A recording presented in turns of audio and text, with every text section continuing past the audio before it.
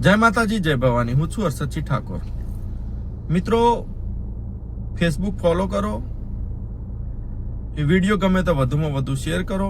અને આજનું ટોપિક છે ગુજરાતના મુખ્યમંત્રી શ્રી ભૂપેન્દ્રભાઈ પટેલ. ગુજરાતની અંદર દરેક જગ્યાએ મોટા મોટા તાયફા કરવા, લોકાર્પણના નામે ભાજપનો પ્રચાર કરવો, લોકાર્પણના નામે કરોડોના ખર્ચા કરવા,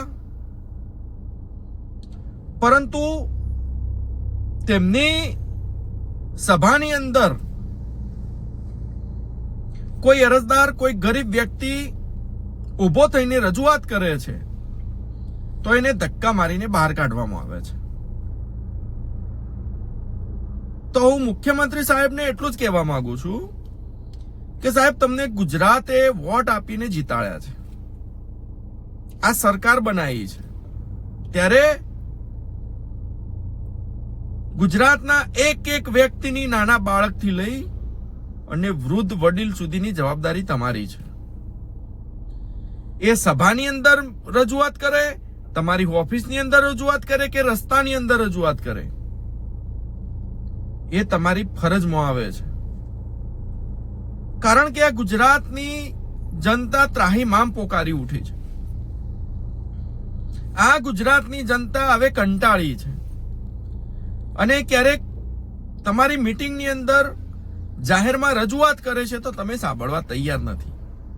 એ વ્યક્તિને તમે ધક્કા મારીને બહાર કઢાવો છો અને સભાની અંદર તમે એવું સંબોધન કરો છો કે ભાઈ આ બધું તો ચાલ્યા કરે.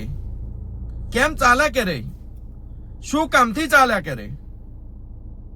શું તમારી ફરજમાં આ ગુજરાતની શું પરિસ્થિતિ છે એ તમારી જવાબદારીમાં નથી આવતું? આ ગુજરાતની વાસ્તવિકતા શું છે એ શું તમે ના જાણી શકો? તમે તો ગુજરાતના મુખ્યમંત્રી છો, ગુજરાતના રાજા કહેવો, કે આ ગુજરાતની જનતાનું ધ્યાન તમારે રાખવું પડે. તો ફક્ત એક રજૂઆતને લઈને તમે એને મીટિંગમાંથી બહાર કઢાવો છો અને પાછા એમ કહો છો કે ભાઈ આ બધું ચાલ્યા કરે. જ્યારે આ દેશના વડાપ્રધાન માનનીય શ્રી નરેન્દ્રભાઈ મોદી સાહેબ, એમની જ્યાં સભા ચાલતી હોય, મિત્રો તમે દરેક સભાની અંદર જોજો તો તેમના સ્ટેજથી જે લોકો પ્રથમ હરોળમાં બેઠા હોય ત્યાં આગળ કોઈક ના કોઈક એમનો ડેમો તૈયાર હોય, ચિત્રનું. એમનું ચિત્ર બનાવેલું હોય ને કંઈક લખેલું હોય ને હા તે જે તે હોય.